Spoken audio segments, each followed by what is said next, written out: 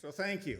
So it's been a long time, like never before, that we've had a sheep panel at the RCAF USA convention. And as Bill said, it was 5 years ago, is our best guess, that RCAF officially included the sheep industry in its mission and operations.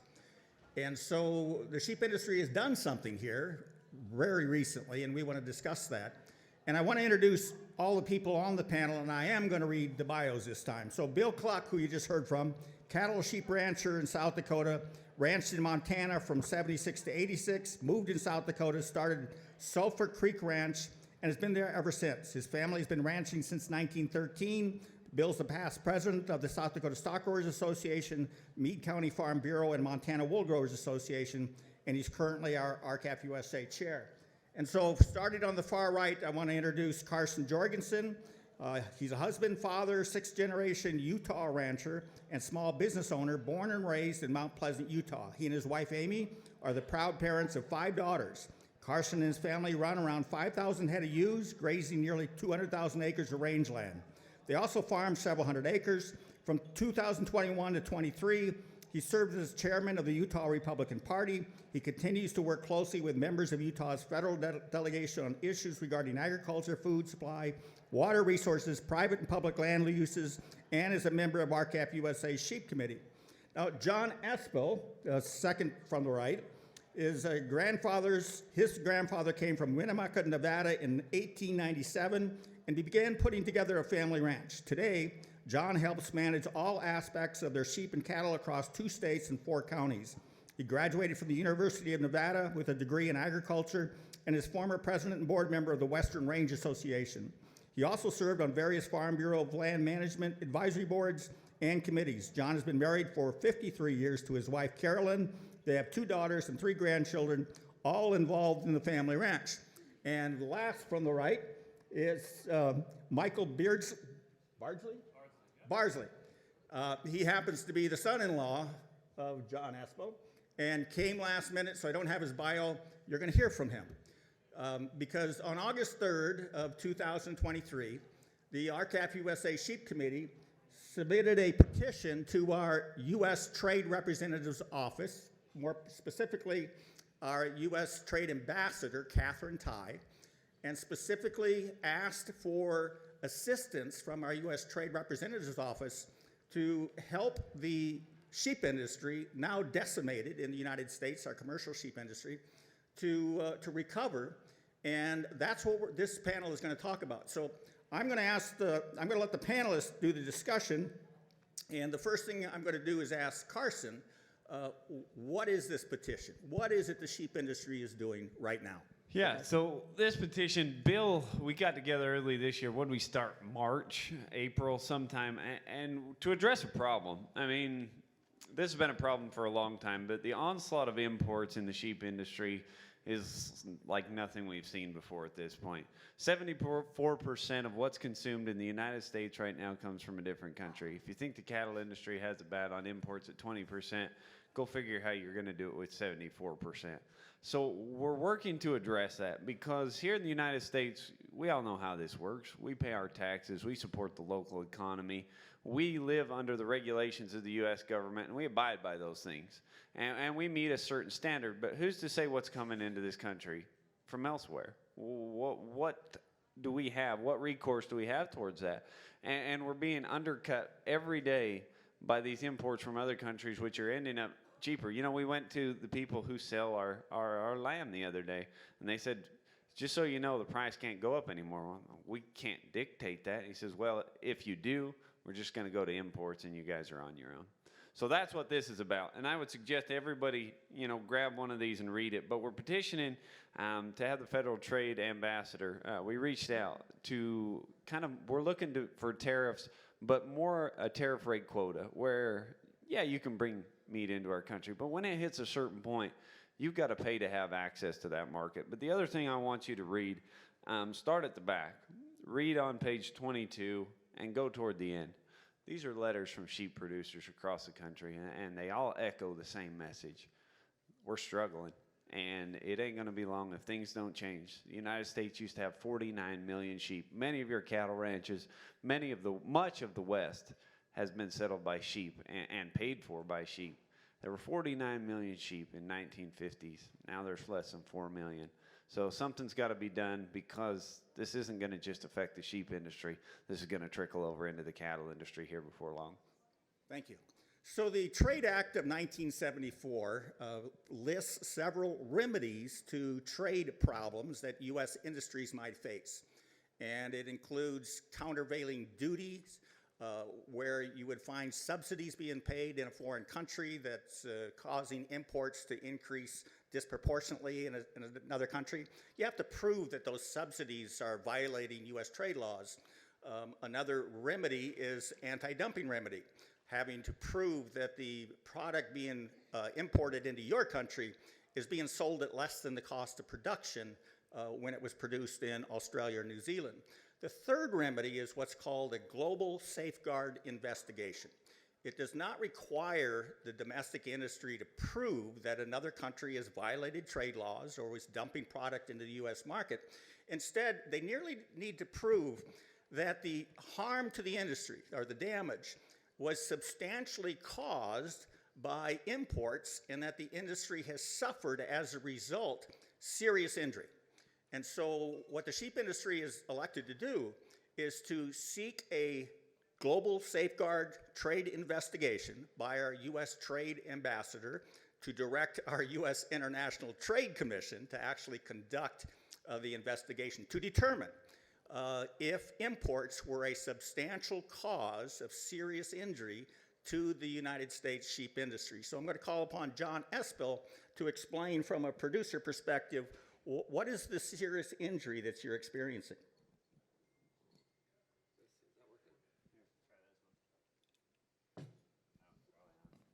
We got this one on? Okay, well, what I could see after listening here this morning to these guys discuss the problems of the cattle industry, the situation we had with finances during the 80s when interest was 18%, and we were all, so many of us were in underwater, just beat us all to hell. Well, we buckled down. We got through it. I don't know how. We had a lot of early old pickups. We just kept going, I guess. But to make a long story short, I think that the biggest injury I see is we're losing our infrastructure. For me to get trucks in Northern California, Northern Nevada, they have to come from Utah or Colorado to come clear the hell all the way out there. My market, we don't have a West Coast market to speak of. We have one large packer out there that is real selective. Talk about vertical integration, they're at the point now where they have their list of customers. And if you drop out of that list by going to another buyer someplace for a few more pennies, then you go to the bottom of the list, or you might be gone. And what happened with the imports is I've seen in Dixon, California, this large packer was taking loads and loads of lambs. They had a capacity to do 3,000 lambs, 100 ewes, and 100 beef cattle. They destroyed that plant, tore it down, and started replacing the inbound trucks with that had lambs on them with big reefer vans with freezer or frozen lamb or fresh lamb from Australia. And the minute that happened, that big trucker, he went out of business. He couldn't compete. There was no business. It was gone. So those are the big things. Let me see. I think what Carson said here about these small packers being told that if they try to raise the price of this lamb anymore, that these guys are going to go to more imports. The price of lamb is fairly reasonable now, but it's being put there on purpose by the largest packer in this country. And I think that once these smaller guys have to get deep in their pockets and start buying these expensive lambs, they're going to knock the market out from us again. And we'll lose at least another packer or two here in the next couple of years. And we'll be down to one. The cool situation, we do have a mark on our lamb that's American lamb, country of origin. I think it's great. It's hard to read. You better have your glasses. But it seems like after time, people are jaded now. I've seen so much more imported lamb, lavishly put in the meat cases out throughout the country at a cheap price. I can't say the quality is worth a damn, but they're cheap, and it's not good for anybody to have that kind of product in the cooler. I guess that's about it. Okay. So Carson indicated that 74% of the lamb available in the United States is now derived from foreign countries, foreign soil, which means that the foreigners have captured 74% of our domestic market, meaning the domestic producers only have 26% of their own domestic market left. And so Carson indicated that what we're looking for as a remedy, once we prove that the imports were a substantial cause of serious injury, the remedies would include tariffs, tariff rate quotas, or some kind of quantity restriction in order to provide space for the U.S. domestic industry to rebuild. So we can't stop the imports today because lamb consumption is up, has been growing significantly over the past decade. And so the fact of the matter is the U.S. sheep industry does not have the ability to feed Americans, feed their appetite for lamb. So we have to have a phase-in period. We're looking for 2 years, or 10 years, excuse me. And ultimately what we want to have happened at the end of 10 years is our domestic industry has recaptured 50% of our domestic market. That's the first phase, and so that's what we're seeking. So I'm going to call upon Michael Bardsley to explain, as a young producer, what future does he see in the industry if we don't accomplish this important task of achieving these remedies for your industry. Well, some quick background on me is I came home about 12 years ago here, and I have 3 kids coming along here now. And what we're seeing now is basically the one packer that John has alluded to can control the price we get. And they can do that, and it's our belief, they can do that with imports. And, it's really hard, when they can tell you what your lamb's worth, when you're going to ship it, and basically dictate to you, you put all this hard work in, all this time, and if they write that number down for whatever it is, that's what you're stuck with. And they can do that because they have the backup of imports. And as a young person coming into that, it's really hard to see a future in that, and to understand that they being the packers and the imports, are gonna limit how far you can go. And as it trickles down into your communities and stuff, you'll see that as we go down, so will our rural communities. So as the rural communities shrink, you see less of a chance for your kids to enjoy that rural lifestyle. You question yourself, why are we doing this? You get nervous. So those are all things as a young person who has 3 kids coming up, who sees everybody from their touchy or grandfather down, working hard to keep these lambs alive and to keep the ranch going and all these things. And then you look at people being able to dictate what your lambs are worth and how much money you can bring home and how you can keep things going. It really makes you scratch your head and look down at the ones coming along and say, how are we going to get this done? How are we going to keep going? Because when it's gone, it's gone. In the sheep industry especially, the knowledge that is passed down of the country, of how you care for these animals, it's generation to generation to generation. You don't learn that there's a spring on top of that mountain just by happenstance. You have to go up there and see that. You have to go up there with the sheep, and just like I've started to take my kids along with me, find these little places where you can gain a day of feed or a water hole here or whatever. And when that's gone, it's gone. Thank you. So in the cattle and beef industry, anytime there was a depression in prices, and we'd go to Congress, we'd go to the administration, and we'd seek some meaningful reforms, the response was always the same.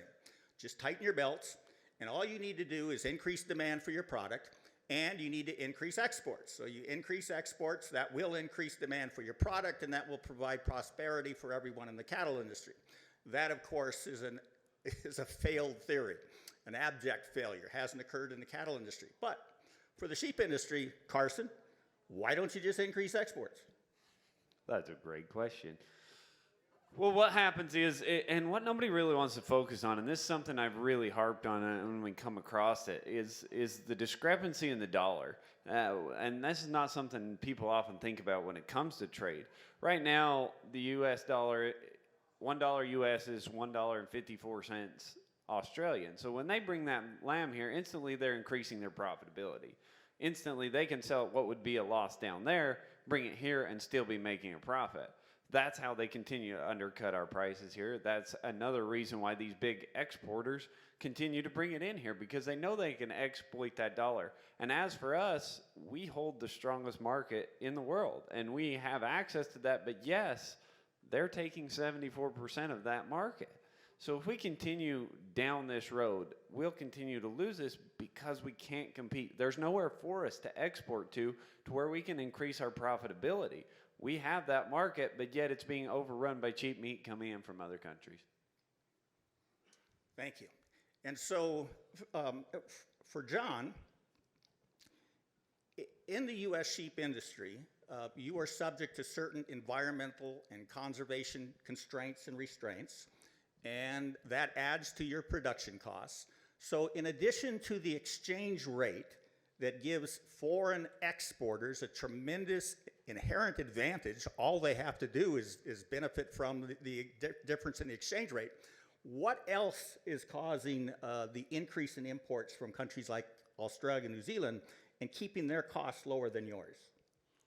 Well, I've read some about that, Bill, and in the early days, when Australia was first settled, they brought sheep in rather quickly and had people out there herding them. They hired herders to take care of these sheep, and it was too expensive, and they had trouble finding reliable help, and they had all these reasons to get rid of the herders. Well, what came along was first I think it was strychnine, and then compound 1080, and for the last 100 plus years, I believe they've been using this drop baits of compound 1080 to clean up the dingo dogs and what have you, and they turn the sheep loose, or they're mostly under fence.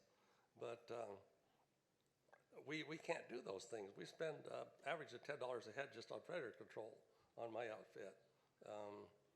And we use non-lethal, we use guard dogs, we use everything in the world.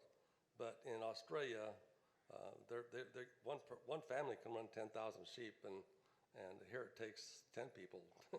But I want to point out one other thing while we're on this economics.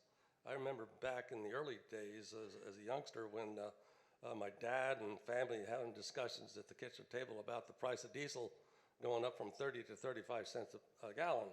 And we just thought, hell, we're going broke, because lambs were usually right there, 30 cents, the same as diesel. If lambs were 30 cents a pound, diesel would be 30 cents a gallon, you're going to make it. But if diesel went up a nickel, you're in trouble. Now look at today, we got $5 diesel, and maybe we're going to get $2 lambs. We don't know what we're going to get yet, because the jury's still out. So here's the million-dollar question. 5 years ago, RCAF officially included the sheep industry under its mission of livestock sectors that we were going to represent and fight for. And we did that because of Bill Kluck. Bill Kluck wanted a sheep committee. He had a sheep committee. Bill Kluck insisted that RCAF formally include the sheep industry. And so you're talking to a bunch of cattle producers out here. Why should RCAF devote significant resources to this petition? All three of you are going to answer that. Like I said before, you guys are where we were 40 years ago. And I want to come to you with a warning. My grandpa fought this in the 80s. My grandpa went before the World Trade Federation in 1980 and 81 to fight New Zealand, Australia, dumping into our markets. And I think at that point in time, imports were close to 25, 30%. Now we're at 74%. I'll tell you what, it's a hard place to claw your way back once you let it get that far. So I want you all to take a lesson from the sheep industry. And I want you all to stay involved and to stay on top of that, because it matters. And you are heading the exact same direction. You're seeing it right now.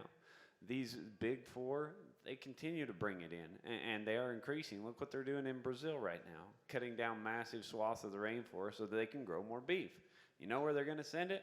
It ain't anywhere else but here, because we do have the strongest market, and they're going to bring it here. And so you guys better be ready, because I'm telling you, once you get this far down the road, you feel like you're not doing much good. You feel like you're treading water.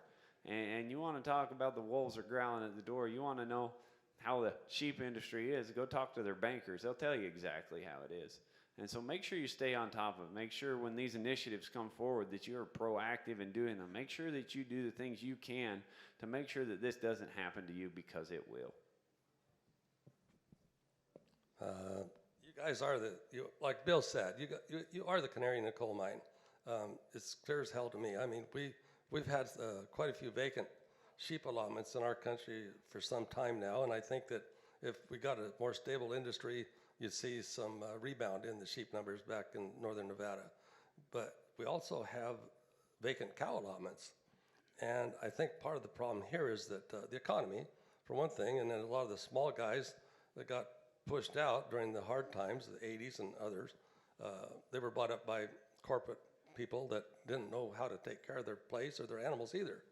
And so as a result of that, they don't know what the hell they're doing. We run 1,200 mother cows, where when I was a kid, you go out there to brand calves, you'd have reps from 8 different people, probably a couple thousand head of cattle. And everybody get together and work together. We don't have any neighbors. We've got a lot of cattle country, a lot of grass, but no neighbors.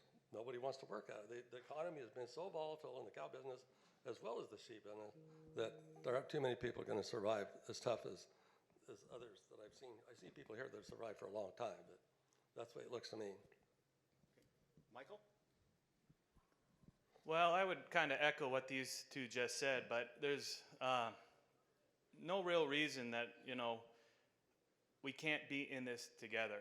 Because like they said, it's happening in the sheep industry. It's gone way too far in the sheep industry. It's going to happen in the beef industry. It's only a matter of time. And hopefully we're making inroads, so when it does come to your doorstep, you'll have some forewarning, and you'll have a way to combat it. And that's what we're doing right now, what we're trying to do. And that's why, this should be moved forward with RCAF with your guys' support. Thank you. So the sheep industry is the first livestock sector in America that has earned the distinction of being offshored. That occurred in 2006, when the majority of all the lamb and mutton consumed in America was of foreign origin. Since 2012, we've seen an explosion in America's appetite for lamb. Domestic consumption has been increasing significantly. But at the same time, all of the gains in consumption is being captured by imported product because the domestic industry continues to shrink. Now, in the beef industry, we went through a period of lack of capacity. And so the government's response was, let's immediately throw money at this and try to encourage and support the building of more capacity, local, regional, and even larger scale. So what is the capacity situation in the sheep industry? Is it comparable? No. That's a big part of the problem right now is our processing facilities, the ones that are on our side, they're running about a third to a half capacity. We have the room to process all these sheep. We have the lambs to process, and we have the ability to grow. But the problem is nobody wants to grow because they know they can't afford to grow. So nobody, I was talking to Brett Kinsey about this the other day. There's one way out of this, and there's one way to overcome the inflation, and that is to produce. To up our production, to up those animals on the ground, to be able to produce it cheaper, to get it to the consumer. But we can't because there's no money in it. Nobody's making, you'd be lucky to break even, and y'all know that. But that is the problem right now. We have the production capacity. We have the ability to do so. We're going to lose there's 3 major packers really left, and we're going to lose one of them. There's no way around it. If things don't change, we're going to lose one of them over the next year. And once again, you want to talk about market consolidation. Here we go again. So, again, we have the ability to process them. We have the ability, the consumption of lamb is up. Yet all the while, we can't fill our own processing plants because it's pouring in from a different country. Bill? I asked to speak on this because I've been talking to a lot of people and discussing the sheep deal to a lot of people here today. And one thing that I've seen is we've got what I call a printing press economy. They print money out there in Washington, they hand it out to us, ranchers, school districts, counties. Everybody's going for that federal dollar. And you know, the first 150 years of this country, it was based on production. Sheep industry grew during that time. The cattle industry grew. Our manufacturing grew. And now we're exporting our manufacturing, we're exporting our sheep production, and we're exporting our cattle production. It's got to stop.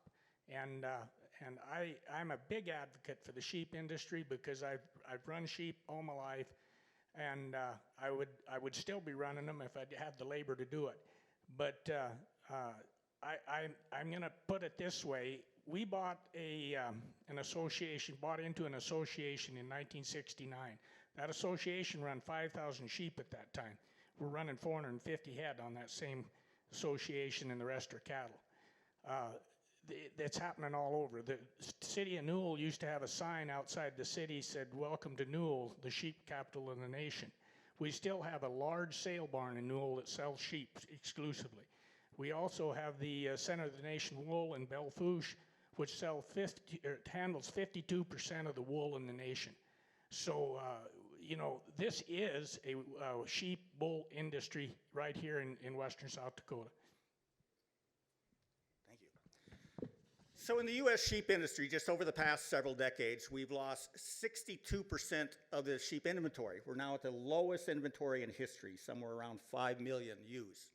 Lowest in history. We've lost 60% of all the sheep producers, the full-time sheep producers in this country. We only have around 6,800 of them left. And while we were losing domestic production, and domestic production was falling, these imports exploded. And we've seen an increase in imports into this country that's hard to believe. 2,300% increase in the value of foreign imports into the sheep industry. 540% increase in the volume of lamb and mutton delivered here to the United States. It has decimated the industry. Remedies are necessary. What are the remedies? Tariffs, tariff rate quotas, and quantity restrictions. Those were taboo for the past several decades. Carson, how do we overcome that? You know, as we talk to members of Congress and as we sit in these meetings, I've spoken with President Trump and his people. I've spoken with governors across the country. Congressmen, you say the word tariff and a lot of them get pretty nervous really quick because a lot of them are free traders, and I understand that. But we've surpassed the point of free trade because we here are adhering to strict rules that others aren't having to. Again, that exchange rate comes into fact. There is no free trade because we go to trade across lines and we're instantly losing money the second we import. And so remedies, when we talk about remedies and how we get by this being taboo, we have to talk about this as a national security issue, and this is really what it is. As Bill's laid out, we're trying to phase this in, and what we want is not a short-term solution but a long-term fix. And not just in the sheep industry, but in the cattle industry as well. But there are many other industries right now that are having the same problem. Sugar beets, blueberries, rice, shrimp, all of them struggling with the exact same thing. India is pouring rice and shrimp into our country right now, which is killing the shrimp industry in Louisiana. We are outsourcing our food supply, and if we don't take back control and at least gain a market share, as of 2019, the United States became a net importer of food. I hope that scares y'all as much as it does me, because that means we no longer have the ability to feed ourselves. If trade were to cease today, if one of our nefarious counterparts decided they wanted to undercut our market, they could starve us out. And this is the conversation we're having with Congress. This is the conversation that's heading before Ways and Means in the Senate Finance Committee, is that this has gone beyond the sheep industry and is now a matter of national security. John or Michael, any comment? Oh, I might get off subject here a little bit. But the capacity's there. In the Nevada ranges and Northern California ranges, we've been burned out so many times by being undergrazed.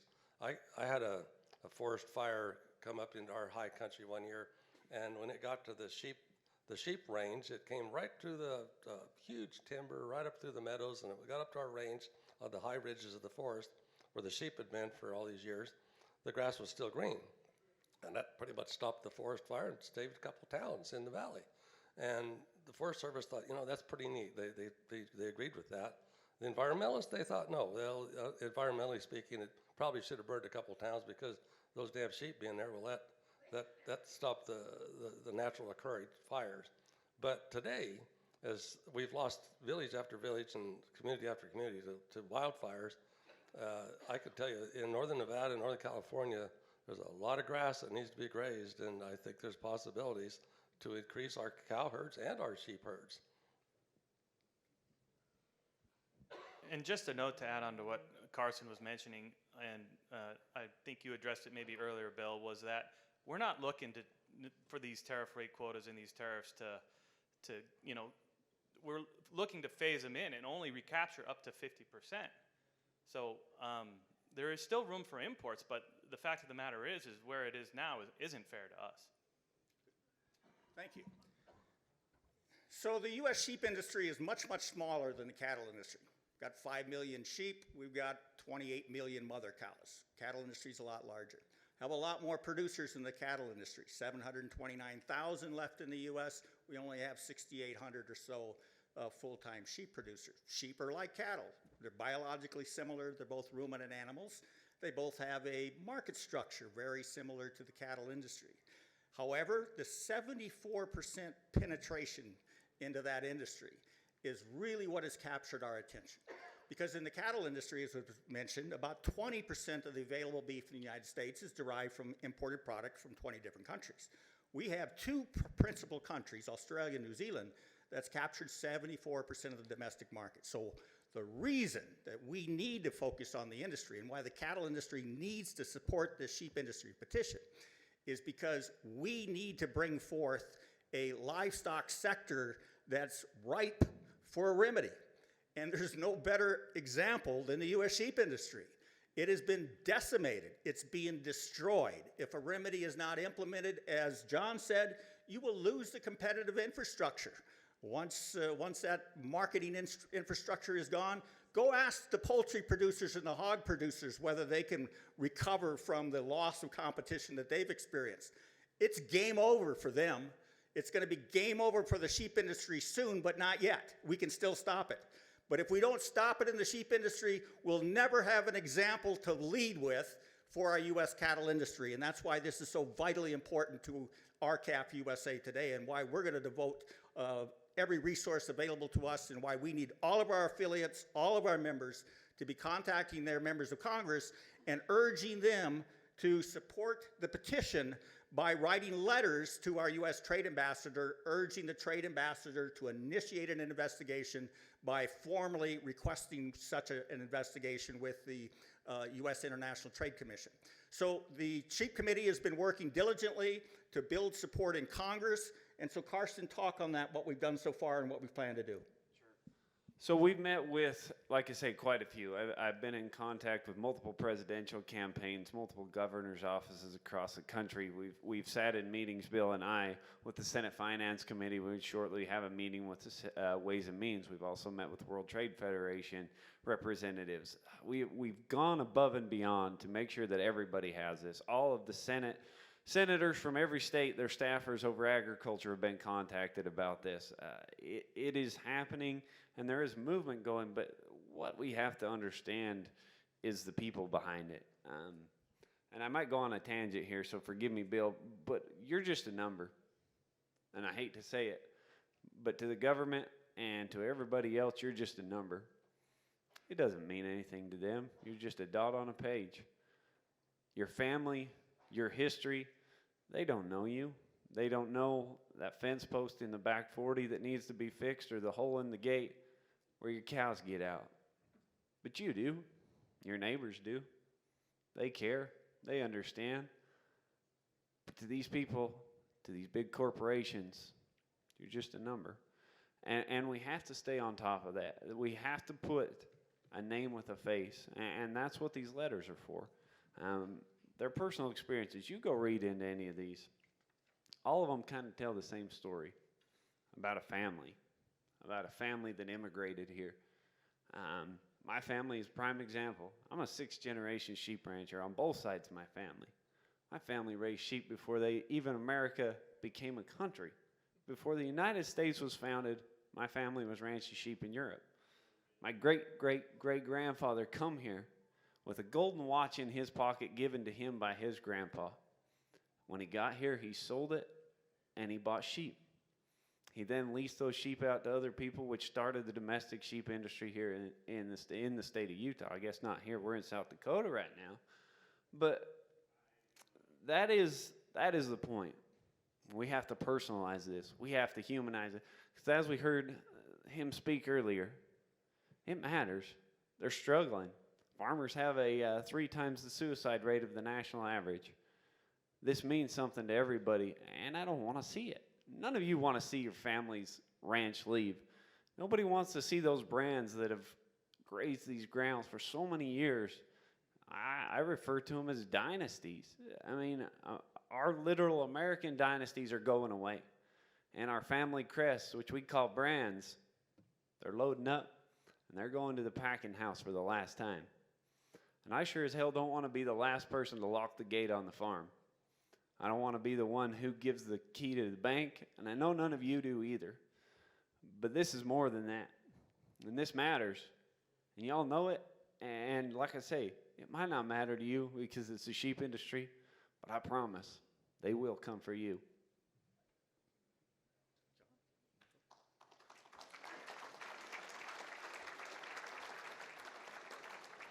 Thank you.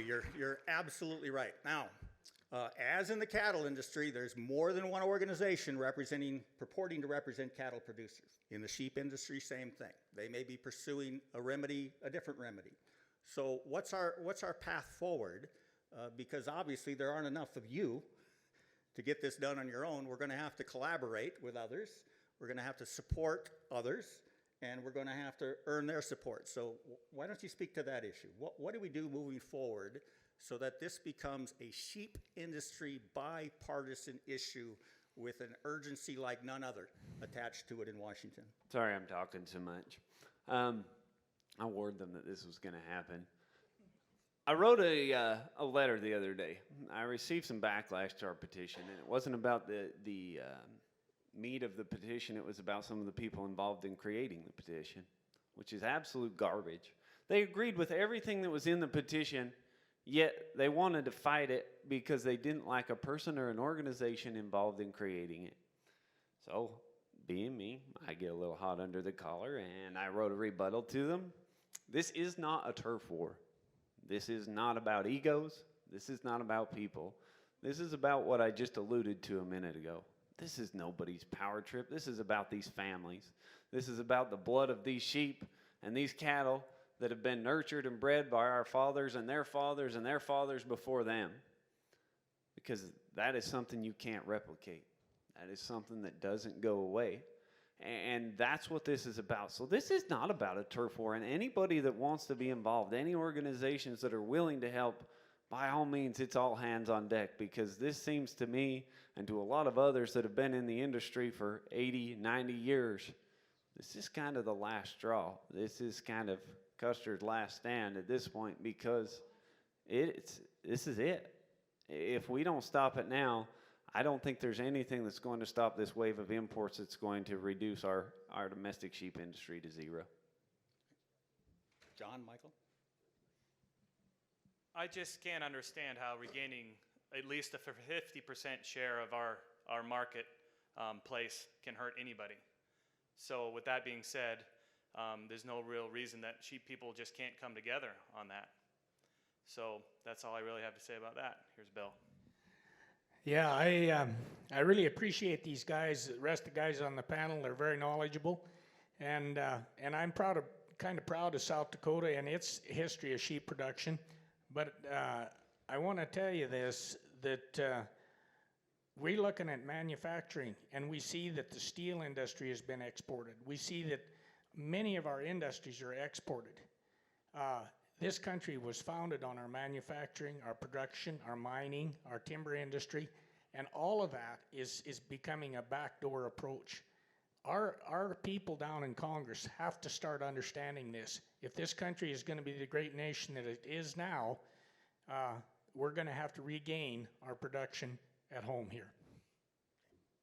Thank you. So we've got just a little bit of time for questions, but the action that needs to be taken. We need you to call your members of Congress. If you're an affiliated organization, we need you to support the petition. You can get the petitions out at the front desk. We need the cattle industry support on this because the sheep industry is leading the way. Does anybody have any questions? We have just a couple minutes left here.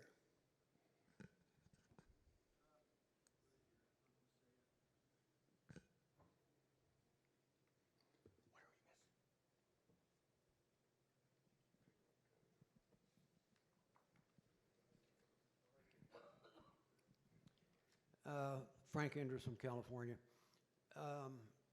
If I was a sheep importer, exporter, it would be a smart thing for me to do is to go down to Australia and New Zealand and buy a boatload of sheep, even if I had to pay more for it by the time I added the freight onto it to get it into this country, because I could probably drive the price of 5 boatloads of domestic sheep down.